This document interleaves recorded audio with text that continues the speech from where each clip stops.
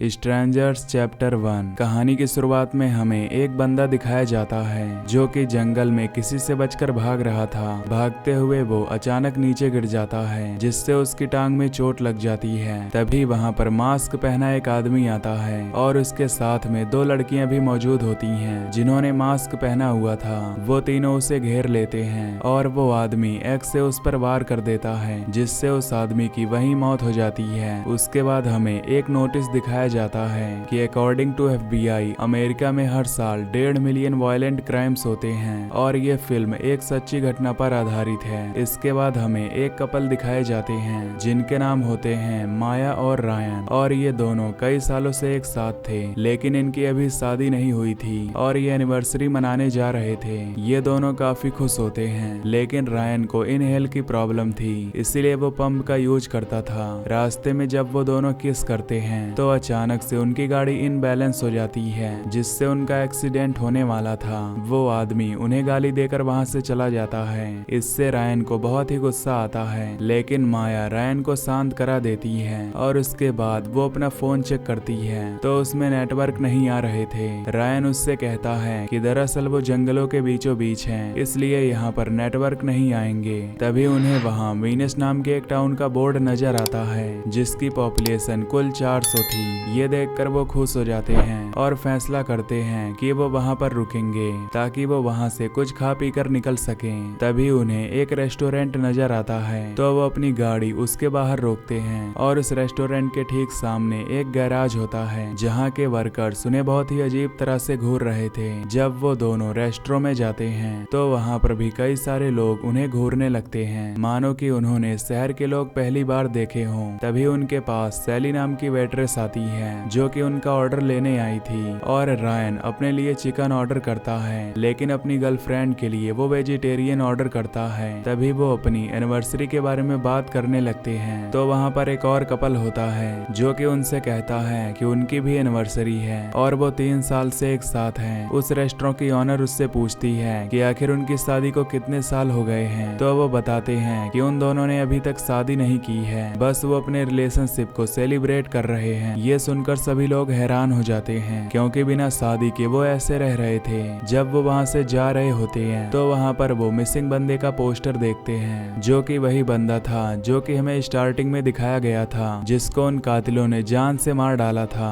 Waitress उन्हें बताती है कि वो कॉर्पोरेट सेक्टर का बंदा था। जब वो यहाँ पर आया तो अचानक से गायब हो गया और किसी को नहीं पता कि वो कहाँ पर चला गया। ये देखकर वो घबरा जाते हैं और तुरंत वहाँ से निकलते हैं लेकिन जब वो गाड़ी में बैठते हैं तो उनकी गाड़ी स्टार्ट ही नहीं हो रही थी। तभी वहाँ पर गैराज का ओनर आता है जो कि उनसे कहता है कि उसे लगता है कि उसकी गाड़ी में कोई प्रॉब्लम है इसलिए अगर वो चाहे तो वो उसकी गाड़ी रिपेयर कर सकता है। रायन ये सुनकर समझ जाता है कि जरूर ये प्रॉब्लम उन्होंने ही खड़ी की होगी ताकि वो उनकी प्रॉब्लम को ठीक करके पैसे कमा सके। रायन उनसे लड़ने जाता है लेकिन माया उसे रोक देती है। उस गैराज के ओनर का नाम रूडी होता है जो उससे कहता है कि जब तक उसकी गाड़ी ठीक नहीं हो जाती तो वो एक केबिन में रह ले और वो केबिन यहाँ से दूर भी नहीं है। ये सुनकर वो दोनों एक रात के लिए उस केबिन में रहने के लिए तैयार हो जाते हैं और तुरंत ऑनर से बात करके केबिन को बुक कर लेते हैं। वेटर सैली उन्हें अपनी गाड़ी में उस केबिन में लेकर जाती है और उस केबिन को देखकर वो दोनों काफी खुश होते हैं। जब वो दोनों अंदर जाते हैं तो वहाँ पर सेटल हो जाते हैं और रात को वो देखते हैं कि फ्रिज काम नहीं कर रहा है। इसके बाद माया ऑनर को कॉल करती है और उसे वहाँ पर आने के लिए कहती है तो वो उससे कहता है कि अगर उसे टाइम मिलेगा तो वहाँ पर आकर उसे ठीक कर देगा। उसके बाद वो दोनों वहाँ पर अपना क्वालिटी टाइम स्पेंड करने लगते हैं लेकिन तभी अचानक उनके दरवाजे पर कोई आ जाता है। जब वो दरवाजा खोलते हैं तो वहाँ पर एक छोटी सी लड़की होती है जो उनसे पूछती है कि क्या टैमरा इधर आई है तो वो लोग कहते हैं कि यहाँ पर कोई टैमरा नहीं रहती। ये कहकर वो लड़की तुरंत वहाँ से चली जाती है और वो दोनों सोचने लगते हैं कि आखिर वो लड़की इतनी स्ट्रेंज क्यों थी। उसके बाद वो दोनों दरवाजे को लॉक कर देते हैं और अंदर चले जाते हैं जहाँ पर माया रायन से पूछती है कि क्या वो सच में उससे शादी करना चाहता है तो रायन उससे कहता है कि वो उससे शादी करने के लिए बेकरार है। तभी अचानक रायन जब पंप ढूंढता है तो उसे कहीं पर भी पंप नहीं मिलता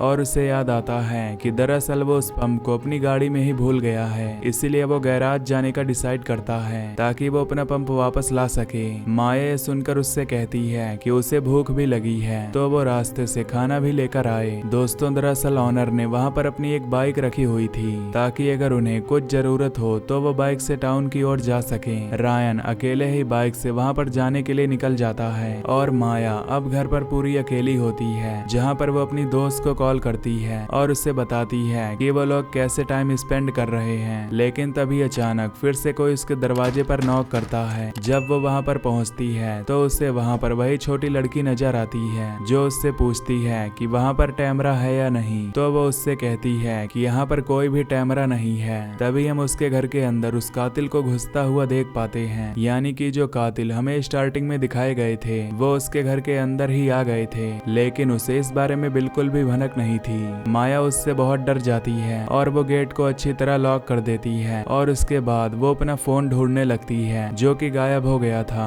लेकिन तभी अचानक उसे बुक के ऊपर रखा हुआ अपना फोन मिलता है और वो सोचने लगती है कि वो उसे टेबल पर रख कर गई थी तो वो वहाँ पर कैसे पहुँच गया। तभी उसे खिड़की से कुछ आवाज आती है और जब वो वहाँ पर जाकर देखती है तो वहाँ पर कोई भी नहीं होता। ये देखकर वो तुरंत रायन को कॉल करती है, लेकिन रायन का नंबर नहीं लग रहा था, इसलिए वो उसे वॉइस मैसेज भेजती है और वहाँ पर जल्दी आने के लिए कहती है। वो अच्छी तरह खिड़की दरवाजे बंद कर लेती है ताकि कोई अंदर ना घुस सके और उसके बाद वो स्मोक करती है ताकि उसकी टेंशन कम हो सके। इधर रायन जब गैराज पहुंचता है तो वो अपनी गाड़ी से वो इनहेलर ले लेता है, लेकिन तभी वहाँ पर रूडी आ जाता है और उस पर अटैक करने वाला होता है कि रायन उससे कहता है कि वो उसकी गाड़ी का ओनर है, कोई चोर नहीं। ये सुनकर रूडी उससे कहता है कि उसे पहले कॉल कर देना चाहिए था। इधर माया जब पियानो प्ले कर रही होती है तो अचानक से उसे पीछे से कुछ आवाज आती है और उसे लगता है कि शायद उसके पीछे कोई खड़ा है, लेकिन जब वो पीछे देखती है तो वहाँ पर कोई भी नहीं होता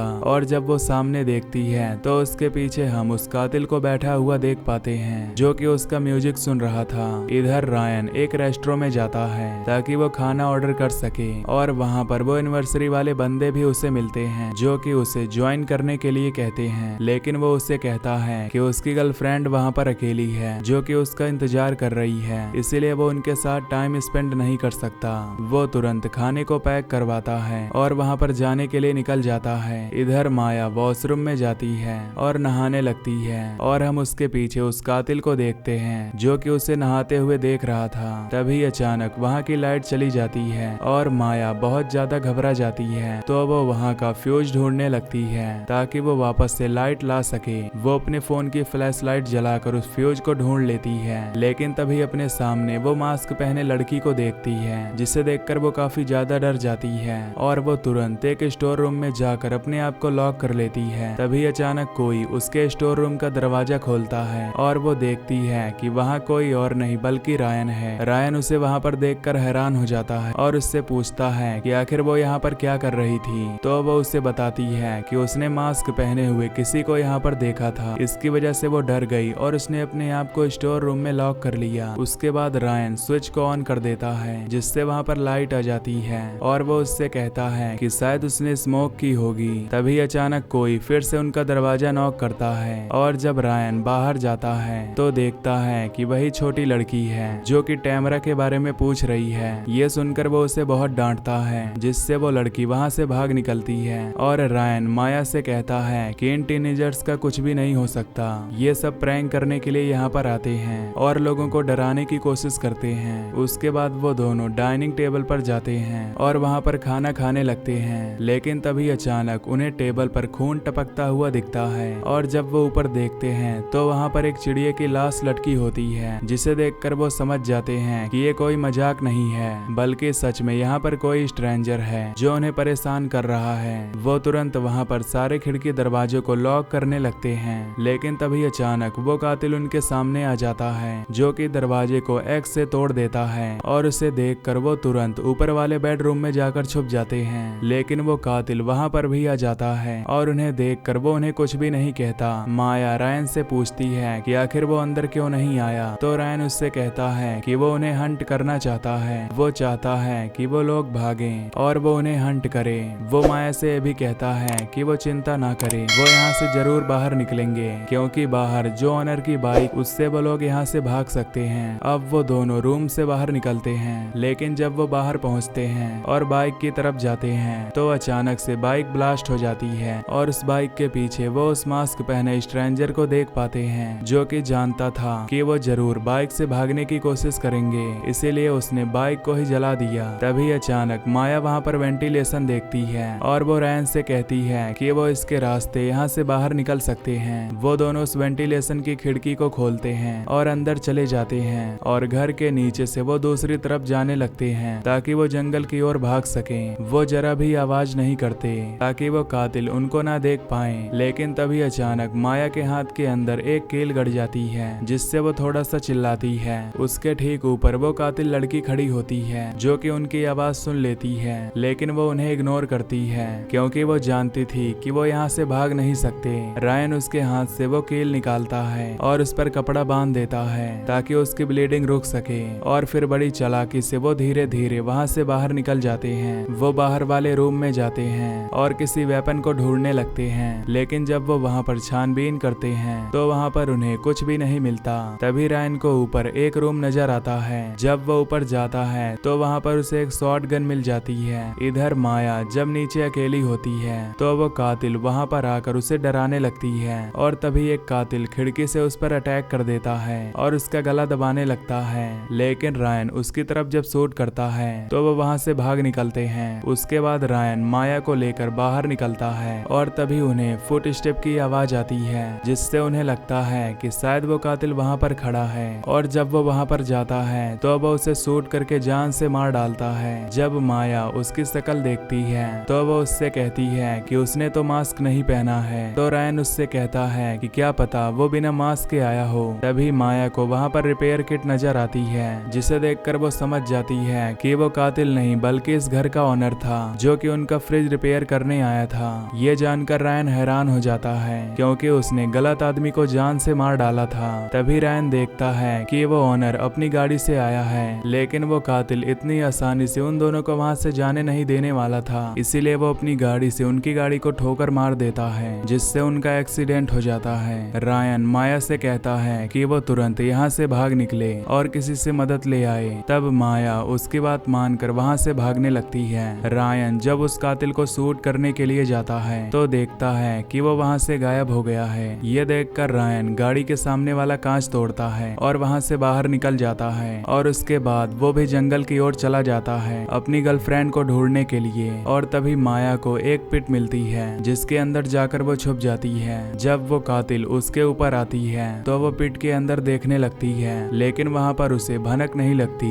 उसके जाने के बाद ऑनर के फोन से माया पुलिस को कॉल करती है और जब पुलिस उसका कॉल उठाती है तो वो उसे सारी बात बताने लगती है। तभी माया डिसाइड करती है कि उसे यहाँ से निकलना होगा और जब वो वहाँ से निकलने वाली होती है तो उसे वहाँ पर एक कंकाल मिलता है जिसे देखकर वो डर जाती है और उसे पता चलता है कि वो लोग पहले नहीं हैं जिन्हें ये लोग मारने वाले हैं, बल्कि यहाँ पर कई सारे लोग मारे गए हैं और उनकी लाश को उन्होंने इसी के अंदर डाला है। उसके बाद माया वहाँ से बाहर निकलकर भागने लगती है, लेकिन वो कातिल उसे देख लेती है और उस पर हमला करके उसे बेहोश कर देती है और उसके बाद वो उसे घसीट कर वापस केबिन में ले जाती है। अब वो तीनों कातिल रायन को जंगलों में ढूंढने लगते हैं और रायन को तभी ऑक्सीजन की कमी होने लगती है तो वो एक पुराने ट्रक के पास जाकर बैठता है जहाँ पर उसे एक पानी की बोतल मिलती है जिसे उठाकर वो उसे मरोड़ देता है और उसमें ऑक्सीजन भरता है और उसके बाद वो उसे इनहेल करता है। उसके बाद वो उस कातिल लड़की के पास जाता है जो कि उसे ढूंढ रही थी और उसे चाकू फेंकने के लिए कहता है तो वो लड़की उसकी बात मानती है। रायन उससे पूछता है कि उसकी गर्लफ्रेंड कहाँ पर है, लेकिन वो लड़की उसे कुछ भी नहीं बताती और चिल्लाने लगती है, जिससे रायन जब उसे शूट करने वाला होता है तो वहाँ पर वो कातिल आ जाता है जो कि उस पर अटैक करके उसे बेहोश कर देता है। जब रायन की आंखें खुलती हैं तो वो अपने आप को बंधा हुआ पाता है और वो देखता है कि उसकी गर्लफ्रेंड को भी उन लोगों ने बांध रखा है। रायन ये बात अच्छी तरह समझ गया था कि वो लोग उन्हें जान से मार डालेंगे, इसीलिए वो आखिरी बार अपनी गर्लफ्रेंड से पूछता है